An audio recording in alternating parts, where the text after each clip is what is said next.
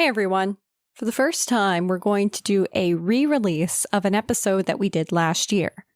And the reason for that is because the second peak of Armyworms is right around the corner. If you subscribe to Luis Espino's Army Monitoring Update, you'll know that moth numbers are coming up, which means that the second peak of Armyworms is around the corner. Once we reach that peak, it's time to start scouting because the peak of the moths coincides with approximately 1 week to 2 weeks before the worms start to show up in the field. And this is the point where we might see some serious yield damage from having armyworms in our field. So, sit back, relax, and let's hear again, once more, the second peak of armyworms with Dr. Luis Espino.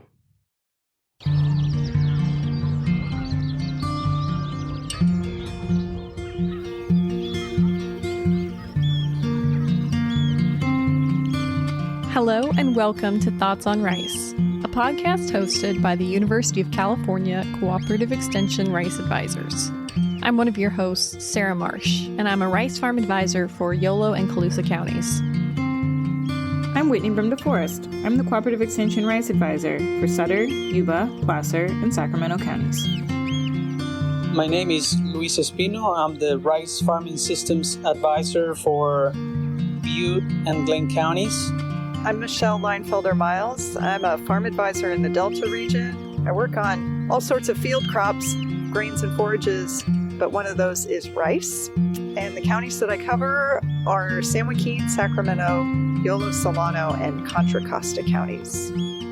Together, the UCCE Rice Farm Advisors seek to provide relevant, topical, research-backed information relating to California rice production.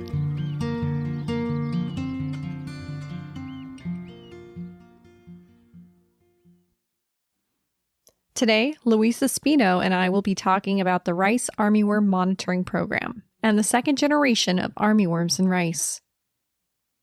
Two true armyworm generations occur in rice, with moths flying in spring and early summer, laying eggs in rice fields and surrounding vegetation. The larvae that emerge feed on rice foliage, with a second moth flight occurring mid-summer, followed by larvae feeding on rice foliage and panicles. This year, the first armyworm generation hit its peak at the end of June, with an average capture rate of 43 moths per trap per day at peak. We calculate these numbers based off 15 trapping locations, spanning from near Pleasant Grove up to north of Willows. Luis coordinates the trapping network with Corteva AgriScience and AgPest Monitor. We're expecting the second peak of armyworms in mid-August, based off both historical data and in-season moth populations.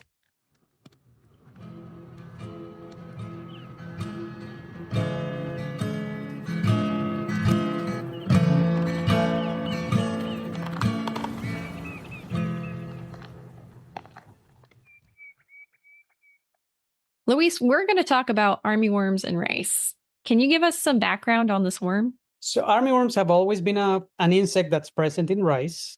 I don't think there was ever much concern about them. I've been working in rice in California since 2007.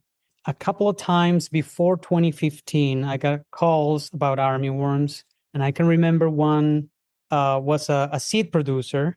And so he was concerned about, he was seeing some injury on the panicles, and he was concerned about he was going to get too much injury. And so that was one time. And then a second time was in one of our variety trials. We were just seeing a lot of defoliation. But this is before the armyworms got on the spotlight. And that happened in 2015. So in 2015, we had a huge armyworm outbreak. So it came out of nowhere. It caught everybody by surprise. The first action was to use pyrethroids because that's what we had been using for armyworms until then. But that's when we realized that the pyrethroids really do not control the armyworms really well. So since then, we've done a lot of trials. And if we get maybe 60% control, that's high for pyrethroid. So anyway, that was 2015. We had no products, and growers were using malathion and using pyrethroids. Dimelin was an option, but I don't think it was used much, and I'm not really sure why. But then, the Rice Commission got to work right away when the outbreak happened, and they were able to get a Section 18 for Intrepid. And the Section 18 came a little late after the first defoliation had happened, but was available for the second. Now we know the second flight of the armyworms. But we didn't see the second flight, and the second infestation wasn't as bad as the first one. So that's a little bit of the history. And so since then, we've seen the armyworms. Some years, they get bad, and some years we see very few of them. So it varies quite a bit. And if you read a little bit about armyworms and their biology on the literature, you see that they're known for that. Every so many years, something triggers these huge populations, and they just, they can do a lot of damage. And this has been recorded since the late 1800s.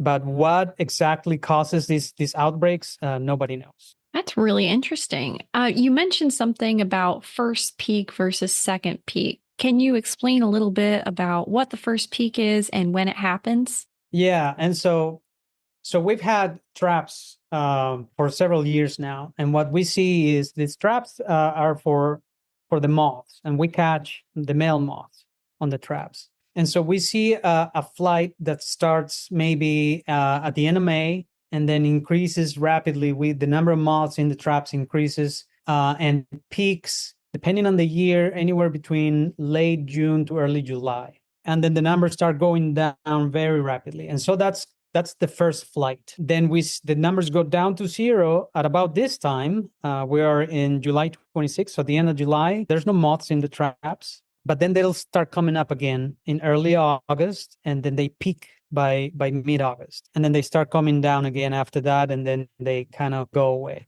But so those moth peaks are followed by worm infestations in the field, right? And so if you think about it, the moths, they fly, they mate, they lay their eggs around rice fields, and then the worms there's going to be a lag between the egg laying and the worms when we can see them, and they start doing damage on the rice. And so that lag is about a week. And so when the moths peak on the traps, we know that about a week later is when we're going to see the most worms in the field. So the different timings of the peaks, they're at different points in the season. So the rice is at different stages. What type of damage do we see at each of these different peaks? And how does the injury threshold change depending on how many moths fly at the first peak versus how many moths fly at the second? And the first infestation or the first generation of worms is the defoliation is what's the problem. So they'll defoliate the rice. In 2015, we saw defoliation that was all the way to the water level. That's why they were so problematic. And so at that point, the threshold that we talk about is 25% defoliation. So you don't want to let the worms eat more than 25% of the rice canopy that you have in the field at that time. We've done trials where we've defoliated rice artificially to see when we start seeing a yield effect. And rice can take a lot of defoliation. We defoliated rice all the way to the water level. And when that happens, we see a yield reduction of about 25%. The rice grows back, but it doesn't yield the same. And it might be slightly delayed. On our trials, we've also defoliated rice 50%, and we see a yield effect with 50%. With 25%, we don't see a yield effect. But it doesn't take long to go from 25 to 50. I mean, those worms, they feed fast. And that was kind of why everybody was caught, by surprise in 2015, is because it kind of coincided with 4th of July weekend, and a lot of people went on vacation. 3-4 days, they came back to no rice. The injury can happen fast. So we consider 25% a good threshold so that we don't let it get anywhere close to 50% when our research shows that you can get a yield effect. Then later you get the second peak or the second generation, and that happens when there's panicles. And then at that point, there's so much foliage. I've never seen a rice field defoliated totally by armyworms at that point because there's just so much foliage. Armyworms will defoliate. They will feed on rice leaves, but that doesn't seem to do anything to the rice in terms of yield. But they will feed on the panicles, and that's where the problem is. And so they can feed on the panicles. They cause this blanking of branches because for some reason they like to bite on the branches of the panicle. We haven't done any recent research at this stage of injury, but there's information from the early 80s where they did the work. And they consider that if you saw 10% of panicles injured by armyworm, then probably a treatment was needed. So at that late stage in the season, there must be kind of limited options for treatment. What can you do at second peak if you see a significant amount of damage? If there was need for a treatment at that point, we can still use Intrepid. Intrepid will be effective at that stage. And right now, that's the only option we have. The other product we can use for armyworms is Dimilin. However, Dimilin can be used early, so during the first generation, but it cannot be used on the second because it's too late. Dimilin has a pre-harvest interval of 80 days, and so there wouldn't be enough time from treatment to harvest if the treatment's done at the heading stage. So right now we only have Intrepid, which is very effective and works very well, but there is some work right now trying to get another option registered. Are there any other non-chemical strategies available that are effective when controlling armyworms? General agronomic, good cultural practices will have, some effect on the plant in terms of just having a robust plant, having a good stand, having good weed control. We do see sometimes we find that the armyworms like to feed on watergrass. And so these weeds can be kind of a host for the armyworm. We don't really know the role the weeds play, but if you have a clean field, maybe it's better than a field that has a lot of weeds. I remember years ago when you and I were scouting for armyworms, we started on the ditches and on the levees first, where the weeds were overgrown and at a larger growth stage than the rice. And that's where we found the armyworms first, feeding on the outsides, the borders of the fields. Would you say that that kind of standard holds through? Like you see them on the borders first before they move towards the middle of the field, or is it kind of random? The first generation, the first peak of armyworms in the field, yes, they start on the borders. They might start near levees, and then they move into the field. The second generation, we see that more uniformly distributed across the field. What happens is, so these moths are laying the eggs, not in the rice fields, but around the rice fields, maybe on the levees, maybe on the on ditches, on the banks. And then from there, the worms make it into the rice. But once they're in the rice, if you've ever looked for worms, about this time of year, you'll find the pupa. And they do pupate in the rice field. So they'll pupate. They lodge themselves between the tillers and make like a sort of a nest there with their frass and dead leaves and make a little nest and pupate there. And it seems like those moths, when they emerge, they just lay eggs in the rice, some of them at least. And so that's why we see a more uniform into the field type of distribution. Something interesting about the armyworms is that we don't know where they're laying their eggs. I haven't been able to find the eggs, and we've looked for them. They're very good at hiding the eggs. Reading the literature, they tend to prefer dry stubble. That's where they would lay eggs.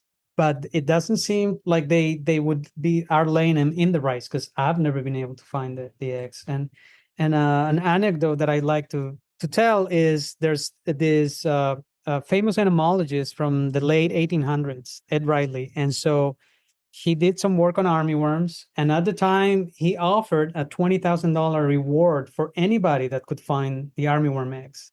And apparently nobody was able to claim the reward because they couldn't find it. So they're very cryptic. I know for the research purposes, they have armyworms in cages, and they lay eggs on the rice, and you can see that's how we know what the eggs look like.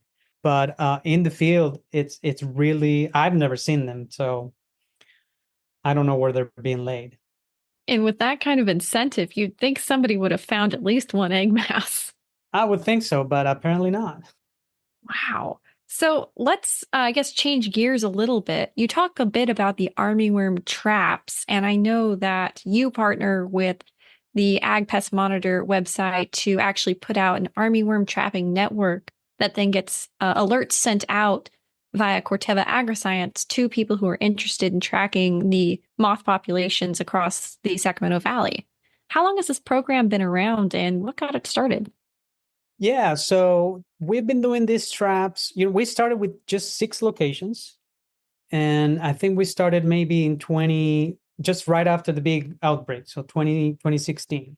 But then in 2018, I think Corteva came and asked if I was interested in expanding the program. And to their credit, they wanted to see it happen. I was a little hesitant that I was going to have the time to have more than 6 locations. Fred RERUN from Corteva, he asked if we could do more locations, and they provided support. And so we expanded to 15. And we've had the 15 locations since then, 2018. And like you said, we send these alerts, during the season every week. Some growers, some PCAs might be tired of seeing them, but I think they're a good reminder of, this is the time to look for armyworms, or right now there's no worms in the field, so you don't have to worry about it. But yeah, we've been doing this for quite a few years now. Can you explain a little bit about how these traps work to capture the moth populations? Yeah, so the traps are just buckets, and inside the bucket there's a lure,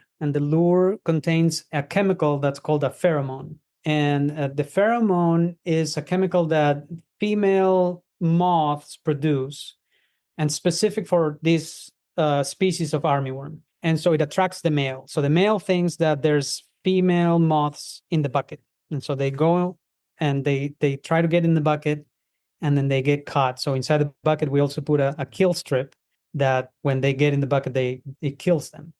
And so it's this pheromone that attracts the moths. And like I said, they're very specific. It's species specific. So we don't find any other species in the buckets other than armyworm. So after analyzing the results from these traps, how has this year turned out in terms of worm populations? Higher than normal, lower than normal, or pretty much equivalent to what you were expecting? So I would say this year, in terms of the moths, it's been pretty average. I think the numbers we got on average for the Sacramento Valley is about, at the peak, the first peak, 50 moths per trap per day. Other years are anywhere between 30 and 40, so maybe a little above average. And we have seen in some locations higher numbers of worms than previous years. So we do have a few fields that we go to every year, and we look for worms, as we're doing this trapping, just to get a sense of what's the worm population. And yeah, certainly this year we've seen more worms. Right now, there's no worms in the field. They've all cycled out. But having said that, the moth numbers don't really relate to the worm populations in terms of numbers. So for example, last year was the year we got the most moths on the traps than any other years we've been trapping. But we did not see worms in the field. Very, very few worms. So every year is different. What the traps tell us is more about the timing on when the worms are going to be in the field, not so much the numbers. So unfortunately, we cannot just rely on the number of moths in the traps and say, yes, we do need to spray, or no, we don't need to spray. You still got to get in the field and look for the worms. Do you have any kind of expectation for the number of worms coming up in this second peak? So the second peak is typically lower than the first. In general, this second infestation, we don't see as much damage as the first. But because it's during heading, I think, growers and PCAs are a little bit more sensitive to the damage. And, seeing some damage, it's more worrisome for them at that point. But so, yeah, in general, the second is usually lower than the first. But, we'll see. All right, we will see, Luis. Thank you for taking the time to talk about this today. Is there anything else you want to share with us today? Yeah, so this, like we were saying earlier, we've been doing this worm trapping for quite a few years, and so we've been analyzing the numbers that we get. And over the years, the numbers vary, but the timings don't vary too much across the valley. And so when the moths peak, say, are more north, the trap we have the furthest north is on near Road 47 in Glenn County. And the furthest south trap we have is near the Sacramento airport, and they peak about the same time. So there's not a lot of variation on the timing of when the moths peak, and then therefore when the worms also peak. That's really interesting, because for people who aren't specifically familiar with those areas, there's quite a bit of mileage between those two different locations. Yeah, probably at least 60 miles or maybe more. Moving forward, probably we're going to reduce the number of traps that we have, because basically we're getting, in terms of the timing, we're getting the same information in all the locations. I think, and this is just my theory right now, more work needs to be done, but I think it's because these worms, they're migrants. And so they're moving in probably from Southern California into our area, and that's why they kind of show up all at about the same time. The true armyworm is known to be a migrant in northern latitudes, like in Canada, and so they've done some work, and they know that their moths, they come up from the northern part of the U.S., and actually probably some of our moths might be making up there. Their winters are so harsh that there's no chance for having survival there during the wintertime. There's no overwintering, so their moths have to be migrants coming from somewhere else. But I think we are probably in a similar situation. Well, Luis, keep us posted, and we'll be sure to keep an eye out for those worms as the summer progresses. Thank you for your time.